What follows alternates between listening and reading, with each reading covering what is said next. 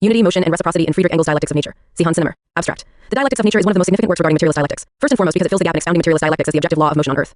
The fundamental aspect of this expounding is the view that postulates human and nature in their unity, and presenting the dialectic as the objective law of motion on Earth through the sphere of natural sciences, and establishing the material basis of the materialist dialectics as the view of the whole. This is not merely a matter of theory. This activity is required for the praxis to sublate the capitalist mode of production and the mode of scientific production internal to it. Keywords: dialectics of nature, motion, reciprocity, metaphysics, unity of opposites. Introduction. Lenin says, without revolutionary theory, there can be no revolutionary movement in what is to be done. In the section titled Engels on the importance of the theoretical struggle in which this phrase appears, Lenin, 2009. 370 also mentions that Friedrich Engels placed the theoretical struggle on a par with two forms of the great struggle of social democracy, political and economic. In this work, I propose to consider the dialectics of nature of Engels as a moment of this struggle. This undertaking of Engels is essentially comprised of constituting the materialist dialectics as the law of movement internal to nature, which notes that dialectics is not only a subjective process of the mind that one may or may not choose to reflect on the world. Thus, the laws of motion of nature and society are not separate, and one can find the necessity of social revolution in the womb of nature. When Karl Marx, 1985, 246-247, in his letter to Ferdinand Lassalle, wrote that Darwin's work is most important and suits my purpose in that it provides a basis in natural science for the historical. Correspondence: Cihan, Cinemre, Mimar Sinan, Fine Arts University. Email: cihancinemre@gmail.com. Class struggle: he was maintaining the unity of the laws of motion of society and nature. His way.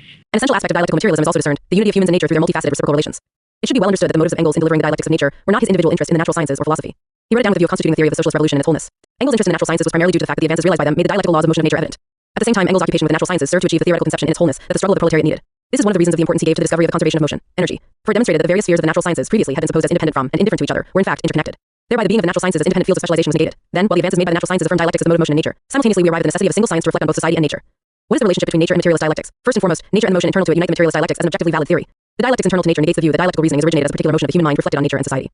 On the contrary, motion internal to nature necessitates materialist dialectics as the true mode of reasoning. This necessity, at the same time, corresponds to the act of turning the dialectics, standing on its head to be turned right side up again. Marx, 1996-19. The specific ordering in time of the various notions that are in opposition is what discerns the materialist dialectics from the Hegelian dialectics. The materialist dialectics asserts the primacy of matter to the idea, practice to theory, labor to mind, nature to spirit. Therefore, regarding the laws of dialectics, Engels states, the mistake lies in the fact that these laws are foisted on nature and history as laws of thought, and not deduced from them. This is the source of the whole forced and often outrageous treatment. The universe, willy-nilly, has to conform to a system of thought which itself is only the product of a definite stage of development of human thought. If we turn the thing around, then everything, unity, motion, and reciprocity in Friedrich Engels' Dialectics of Nature 133, becomes simple, and the dialectical laws that look so extremely mysterious and idealist philosophy at once become simple and clear as noonday. Engels, 1987a, 356. It is reflected on Engels' view of the whole in Dialectics of Nature in this contribution through key subject matters that point at unity in general. These are the unity of organic and inorganic nature, of human nature, and of cause and effect. Related to the notion of unity are two fundamental principles of dialectics. The changes in quantity result in qualitative changes, and the unity of opposites. Through this work, it is attempted to provide insight into the way these principles manifest themselves in nature. This way it becomes possible to attain a view of the world in constant motion in virtue of the reciprocal actions of the objects that comprise the world, a view freed from all metaphysical residue. This view matters today in particular to comprehend the ecological crisis, a symptom of which is the COVID-19 pandemic. This comprehension is also decisive to bring about the struggle against those who cause the crisis. This struggle necessarily aims at new modes of relations between the human and nature, which requires new relations of production, new social relationships, and new social organization freed from the market relationships. The unity of human being and nature. The dialectics of nature is not only determinative to achieve a true dialectical materialist comprehension, but also to sublate the capitalist relations of production that encompass all life. On Earth, to realize the praxis of the constitution, a new mode of relationship between human and nature. As yet beginning from economic and philosophical manuscripts of 1844, the necessity to comprehend nature and society through a single science has been put forward. Industry is the actual historical relationship of nature, and therefore of natural science, to man. If therefore industry is conceived as the exoteric revelation of man's essential powers, we also gain an understanding of the human essence of nature or the natural essence of man. In consequence, natural science will lose its abstractly material, or rather its idealistic tendency, and will become the basis of human science. As it has already become, albeit in a strange form, the basis of actual human life, and to assume one basis for life and a different basis for science is as a matter of course a lie. Marx, 1975, 303, 134. 2 years after these lines had been written, when Marx and Engels, 1975, 28, in German Ideology, stated that the history of nature and the history of men were inseparable, and each of them depended on the other. They were conveying this unity to the science of history. But as this Lazarus rightly remarks, the constitution of a unitary science that deals with nature and society and their unity can't be a matter of theoretical undertaking. In order to realize human science, philosophy, political economy, the abstractly material natural sciences, etc., must be reciprocally integrated among themselves, as well as with the totality of social practice no longer characterized by the alienation and reification of the social relations of production. Lazarus 1D 970, 114. Even when the theory acknowledges the human society as its sole subject matter, the materialist dialectics that postulates nature and society in their unity is necessary for the object and its notion to overlap. Thereby it is necessary to constitute a true praxis, to constitute a true ontology of humans for them to transform their reality, to constitute the true notions regarding human history. Nature is the greatest necessity. It also necessitates the division of labor, thus it necessitates the socialization of humans. This is why Christopher Caldwell, 1958, 211, maintains that man, the individual, cannot do what he wants alone. He is unfree alone. Therefore, he attains freedom by cooperation with his fellows. Human existence both as a natural being and as a social being, and the unity of freedom with the necessity that these modes of being connote, was expounded by Marx with clarity. A being which does not have its nature outside itself is not a natural being, and plays no part in the system of nature. A being which has no object outside itself is not an objective being. A being which is not itself an object for some third being has no being for its object, i.e. it is not objectively related. Its being is not objective. Marx, 1975, 337. Essentially, what mediates nature as the necessity of human subjectivity and his freedom is labor. Human ontology necessarily derives from his essential activity as production and from the latter's collective character. Postulating production as a fundamental activity makes it evident that what makes human consciousness is his necessity to transform nature, and makes it possible to constitute the human ontology accordingly. Thereby the dialectical materialist idea of the human, contrary to the view, unity, motion, and reciprocity in Friedrich Engels' Dialectics of Nature 135. That considers humans as passive beings belonging to a teleological process, that considers nature as externalization of the spirit as Hegel did, constitutes itself as the conception of the constitution of nature and humans through the latter's actions. Then we get to a fundamental aspect of historical materialism, labor antedates consciousness. Just as Caldwell, 1958, 212, says, man's free will depends on economic production. Consciousness develops by the evolution of language, science, and art, and these are all born of economic production. Charles Darwin's work proved that nature has its own history and is not separated from human history. This inseparability imposes itself in particular in the era of ecological crisis by the capitalist class that views nature as the raw material from which value to be extracted. The COVID-19 pandemic as an aspect of today's ecological crisis rigorously expresses the reciprocity of human and nature, the subjectivity of nature as such. Nature is not receptive in the face of human actions upon it. Today, nature indisputably expresses that its own ontology is inseparable from humans. Caldwell spoke of this inseparability. The development of humanity is not the increasing separation of man from a state of nature. It is man's increasing interpenetration with nature. History is not, as the bourgeois supposes, the story of man and himself, or of human nature, but the story of the increasing interpenetration of nature by man as a result of his struggle with it. The story of man is not the story of the increasing subjection of man's freedom and individuality to organization in order to cope with nature, but his growth of freedom and individuality through organization imposed by nature in his interaction with it. Caldwell, 1950, 133. The sublation of the era of the ecological crisis that we live in is a matter of practice, of course, but this practice should rest on a true theory of non-human nature and its relation to the human. This theory, if it is going to work to end the ecological crisis, should postulate the unity of humans with nature. The theory should not suppose the non-human nature as a passive entity, since the history of humans' interaction with nature tells us that the work of humans on nature is not one-sided, and nature responds to humans and forges a new living, a new history for humans. The following passage is illustrative to understand the unity of the history of humans and of nature. Let us not, however, flatter ourselves overmuch on account of our human victories over nature. For each such victory, nature takes its revenge on us. Each victory, it is true, in the first place brings about the results we expected, but in the second and third places it has quite different unforeseen effects which only. 136. Cancel the first. Thus, at every step we are reminded that we by no means rule over nature like a conqueror over foreign people, like someone standing outside nature, but that we with flesh, blood, and brain belong to nature and exist in its midst, and that all our mastery of it consists in the fact that we have the advantage over all other creatures of being able to learn its laws, and apply them correctly. Engel's 1987a 460-461. This excerpt is significant, particularly in the era of the COVID-19 pandemic. Just as Engel said, man's activity over nature, even though immediately brings forth the desired effects, the activity internal to nature produces unintended effects. For example, Richard Lewontin and Richard Levin's 2007-18 speak of so-called human victory over diseases. In the sphere of public health, in the war against diseases, it was thought that the weapons acquired through technological advances ensured the ultimate victory of civilization over diseases. This view described by the authors is bourgeois ideology par excellence, which presupposes nature as a passive recipient of human actions. The ideology that imagines nature as the raw material of a commodity-producing society. Then, Lewontin and Levins are in line with Engels when they speak of the unintended consequences of human action on nature. Waves of European conquest spread plague, smallpox, and tuberculosis. Deforestation exposes us to mosquito-borne, tick-borne, or rodent-carried diseases. Giant hydroelectric projects and their accompanying irrigation canals spread the snails that carry liver flukes and allow mosquitoes to breed. Monocultures of grains are mouse food, and if the owls and jaguars and snakes that eat mice are exterminated, the mouse populations erupt with their own reservoirs of diseases. New environments such as the warm chlorinated circulating water in hotels allow the legionnaires' bacteria to prosper. Lewontin and Levins 2007-19. Besides, even though it is not mentioned directly in these passages, various symptoms of the ecological crisis that the world is getting through, such as the COVID-19 pandemic, the climate crisis, deforestation, extinction of the species, and so on, are the costs of the capitalist class that it externalizes to be paid by the public. Thus, the unity of the history of humans and nature is constituted also through the class struggle. Engels implied another aspect of the ecological crisis of the present. He said that classical political economy, the social science of the bourgeoisie, in the main examined only social effects of human actions in the fields of production and exchange that are actually intended. Engels 1987a 463. Thus, the political economy's inability to understand the objectivity that unity, motion, and reciprocity in Friedrich Engel's Dialectics of Nature 137. The subject moves within. This inability both applies to the understanding of the unity of human and non-human nature and to the systematic crises that the capitalist economy suffers from. This corresponds to what Dialectics called as false consciousness of the bourgeoisie. The cause of this false consciousness is the bourgeoisie's inability to perfect its own science of classes, to discover a theoretical solution to the crisis problem. There is of course a true scientific solution to this problem, but this is necessarily ineffective since the bourgeoisie's adoption of this solution would mean viewing society from a position other than the bourgeois class. Lukács said that this is impossible unless a ruling class willingly abdicates its social dominance. Then false consciousness of the bourgeois class originates from the objective class situation of the bourgeoisie. Lukács 1971, 53-54. Engels related bourgeoisie's social sciences concerning itself solely with the intended consequences of subjective actions to the social organization. As individual capitalists are engaged in production and exchange for the sake of the immediate profit, only the nearest. Most immediate results must first be taken into account. The same thing applies to the natural effects of the same actions. In relation to nature as to society, the present mode of production is predominantly concerned only about the immediate, the most tangible result. And then surprise is expressed that the more remote effects of actions directed to this end turn out to be quite different, or mostly quite the opposite in character. Engels 1987a 463-464. Here, crucial concepts and laws of motion concerning the materialist dialectics, the undertaking internal to the dialectics of nature in particular, and the understanding of Marxism as praxis, the unity of practice and theory, were enunciated. For instance, this last phrase of Engels is built on the objectivity of the capitalist economy as the anarchy dominating the sphere of circulation. Independent commodity producers constitute the basis of the capitalist economy, and this corresponds to a disorganized whole that works through anarchy. This is why Nikolai Bukharin in 1971-29-30 said, in capitalist society, the theoretical foreknowledge of the general course of events does not provide the instrument for taking direct control of that course, and there is no subject to set himself such a task. Society itself is subjectless, blind, unorganized. This revives two fundamental problems regarding the crises of capitalist society, which are also connected with the problem of the unity of the human with non-human nature. The first is the inability of the bourgeois class to unite its theory with its practice. It is impossible. 138. To realize this unity through theoretical work, the sublation of the capitalist mode of production is necessary. This is why Alexander Bogdanov spoke of the futility of philosophy as a means of bringing together a world that is practically torn apart. Bogdanov said that philosophy is nothing but the attempt to organize and to gather up that is divided and fragmented through the force of specialization.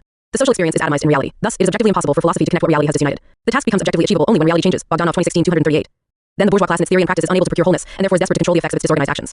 The second problem, which is also related to the disorganization of the capitalist society in particular, pertains to the primacy of the action to the knowledge, which is originated in the reciprocal relationships of the independent commodity producers within the scope of the market. In the relationship of exchange, the subject acquires the knowledge of his action only after the event. In Capital, Marx 1996-86 said, we are not aware of this, nevertheless we do it, regarding the exchanging subjects who also equate different kinds of labor expended on products, while they equate different products as values. Then the market is where the subject acts unconsciously. In this sense, the market, in its essence, is the expression of the world that the bourgeoisie created after its own image. To have a true insight into the workings of this world, comparing it with its opposite, socialist planning, is important. Planning is not equivalent to perfect allocation of resources, nor scientific allocation, nor even more humane allocation. It simply means direct allocation ex ante. As such, it is the opposite of market allocation, which is ex post. These are the two basic ways of allocating resources, and they are fundamentally different from each other. Essentially, they have a different internal logic. They generate distinct laws of motion. They diffuse divergent motivations among producers and organizers of production, and find expression in discrepant social values. Mandel 1986-7. Today, the capitalist class and its various representatives struggle to alleviate the effects of the economic crisis of 2008 and to revive the economic activity, but miserably fail.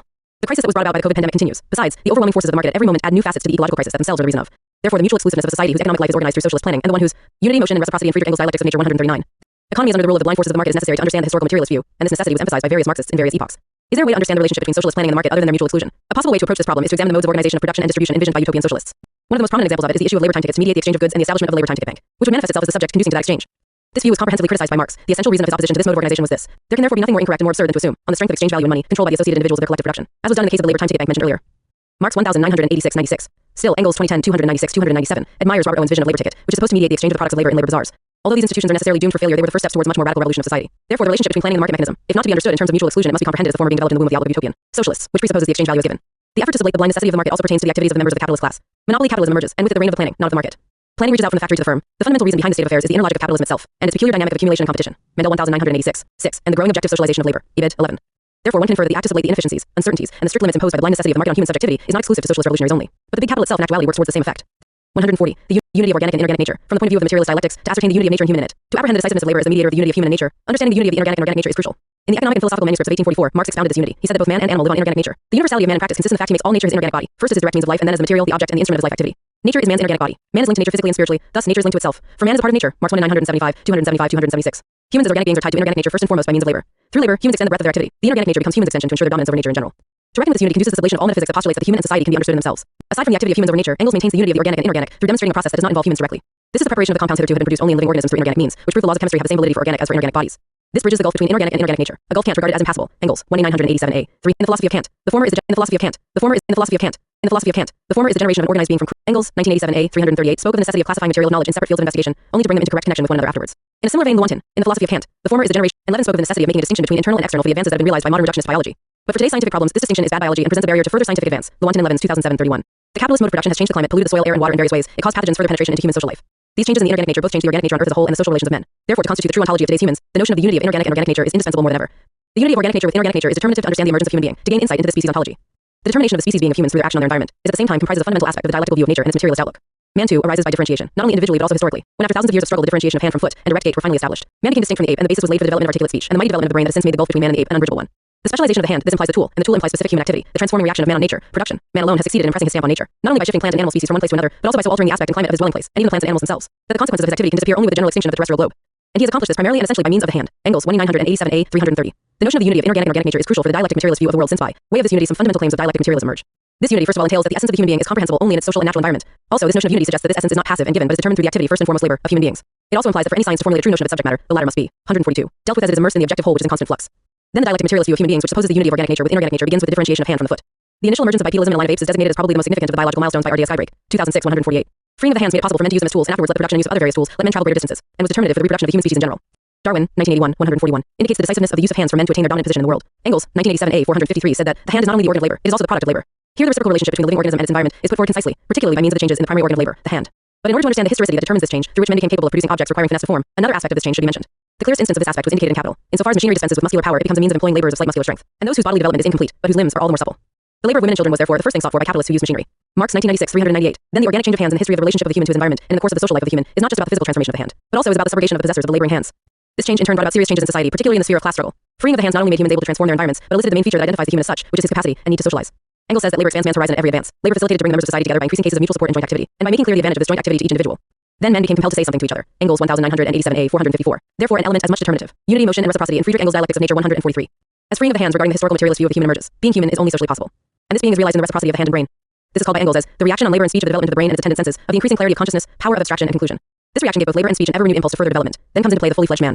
Society which drove forward and guided this further development of labor and speech. Engels 1987a 456. Then, the historical emergence of the human is contingent upon his collective activity. All these are not presented solely as explanatory material regarding the historical materialist view of history, but rather to indicate to arrive at a notable point that is significant regarding the question of epistemology. This question concerns the idealistic view of the world, asserting the primacy of the hands to the brain and the constitution of the human was revolutionary regarding the natural sciences of Engels' time. As a matter of fact, it still is. As Foster and Burke emphasize, the significance of the freeing of the hands for tool-making, hence labor, was downplayed in 19th and early 20th century science. And the belief of most evolutionary scientists continued to be that brain had led the way in the evolution of the human species, so that our earlier ancestors would distinguish themselves first and foremost by their cerebral development. Foster and Burke at 2415. The meat diet was determinative for the development of the brain, and also man had a lot more materials for his nourishment. In virtue of the expansion of edible materials, man became able to live in any climate. All this diversification of the relationships of man with non-human nature and the reciprocal combined development of the hands, the speech, and the brain caused the man to determine and achieve higher aims for himself. Engels 1987a 458. The determination of higher aims that Engels spoke of resulted in this. Law and politics arose, and with them that fantastic reflection of human things in the human mind, religion. In the face of all these images, which appeared in the first place to be products of the mind and seemed to dominate human societies, the more modest productions of the working hand retreated into the background. The more so since the mind that planned the labor was able, at a very early stage in the development of society, to have labor that had been planned carried out by other hands in its own. All merit for the swift. 144. Advance of civilization was ascribed to the mind, to the development and activity of the brain. Men became accustomed to explain their actions as arising out of thought instead of their needs. And so in the course of time there emerged that idealistic world outlook which, especially since the fall of the world of antiquity, has dominated men's minds. It still rules them to such a degree that even the most materialistic natural scientists of the Darwinian school are still unable to form any clear idea of the origin of man, because under this ideological influence they do not recognize the part that has been played therein by labor. Engels 1987a 458-459. This excerpt matters in the sense that in it Engels elucidated the origins of idealism in the objective material world, to be more specific, in the division of labor. This stands for what Engels 1970 169 called as the great division of labor between the masses discharging simple manual labor and the few privileged persons directing labor, conducting trade and public affairs, and, at a later stage, occupying themselves with art and science. This is the separation of mental labor from manual labor. Alfred Stone Ruffel, 1978-37, says that the importance of the division between mental and manual labor is for the bourgeois class as vital as the private ownership of the means of production. Then within the becoming of a class society, knowledge is appropriated by the ruling class, and knowledge becomes their property. Particularly under the rule of the bourgeois class, while knowledge is further drifted apart from the people that earn their livelihood through manual labor. The sphere of knowledge increasingly became the privileged realm of the ruling class. This way the world comes to be perceived as the product of the mind of the ruling class. This way ideological view of the world comes to be situated. Through this ideology that is brought about by the separation of mental labor and manual labor, man has imagined that he dominated the world in virtue of the power of his mind. The transformation of motion into one another. In nature, the transformation of one form of motion to another without any loss, which was proved by William Robert Grove Matters for the materialist dialectics, mainly due to two reasons. First of all, the conversion of motion is the proof of the dialectical law that the quantitative changes, at a specific nodal point, are going to result in qualitative changes. And in a letter to Marx dated 1858, Engels 1983-326 wrote that Hegel would be delighted with the correlation of forces in physics, or the transformation of motion without the occurrence of any loss. The conversion of motion, unity, motion, and reciprocity in Friedrich Engel's Dialectics of Nature 145. The passing of one type of motion to another is, according to Engels 1987a 477, one of the three great discoveries of natural sciences, in the sense that, through this discovery, it was understood that the numerous active causes in nature are the modes of existence of motion. And then the conservation of motion became a natural scientific fact. This discovery negates the metaphysics, since motion hitherto was understood as a quality of matter that had been given by an external and unknown power, and it proves that motion is the epitome of matter.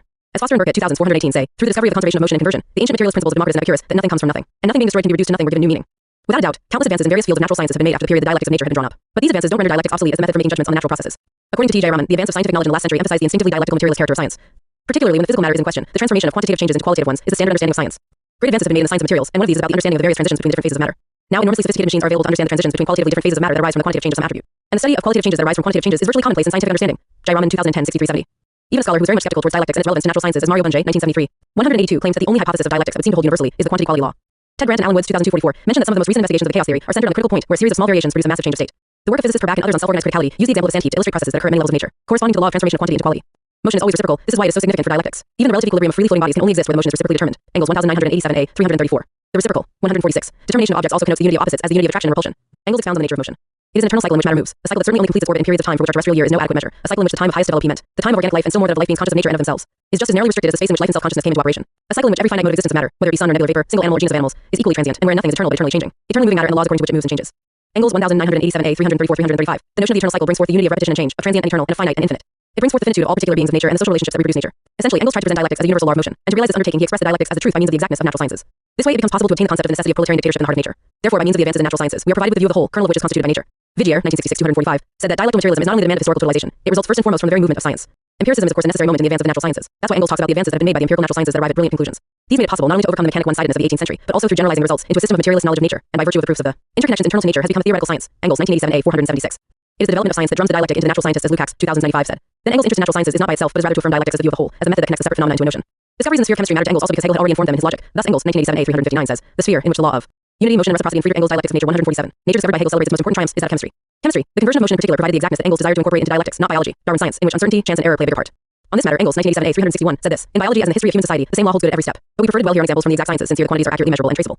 The conservation of motion is the correlative of the dialectical law of the transformation of quantitative change into a qualitative one. This fundamental dialectical law of motion, which was celebrated by Lenin 1976 123 in his conspectus of the science of logic, with the expression leaps.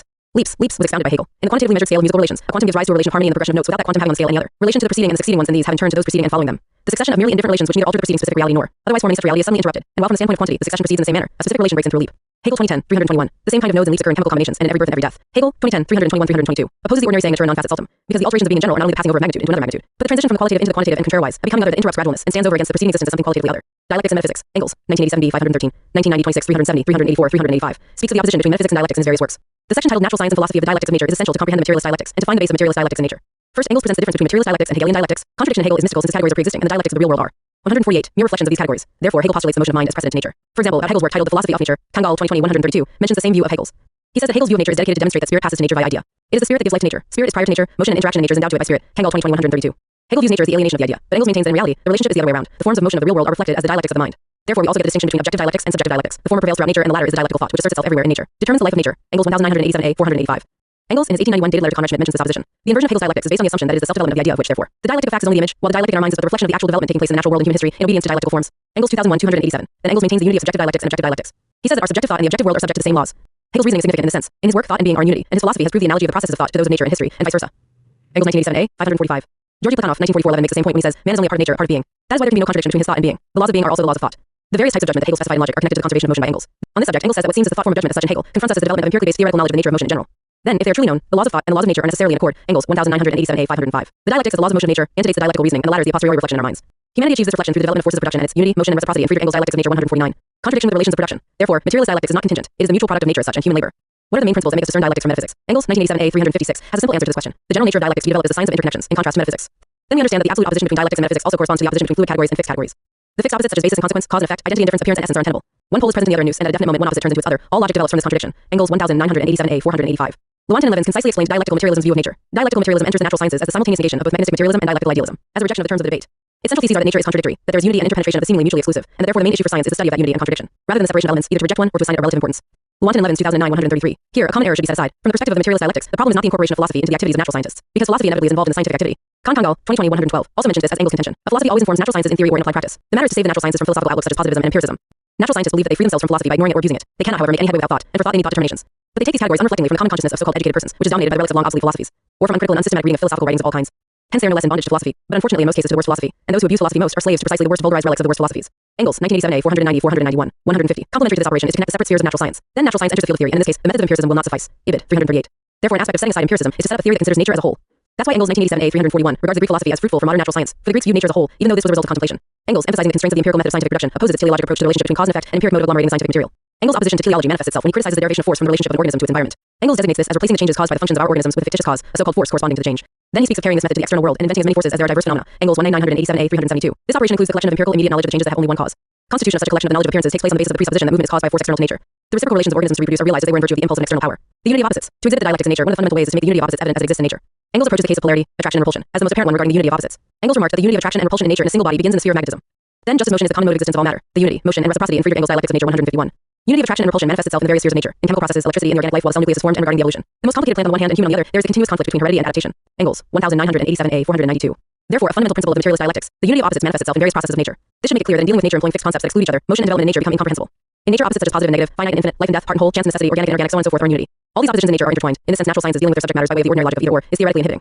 For example, when the relation of positive and negative is in question, Hegel's 1991 174 view is this. Certainly, these, the positive and the negative, contain the determination of being and nothing. But the positive makes no sense by itself. Rather, it is strictly related to the negative, and the situation is the same with the negative.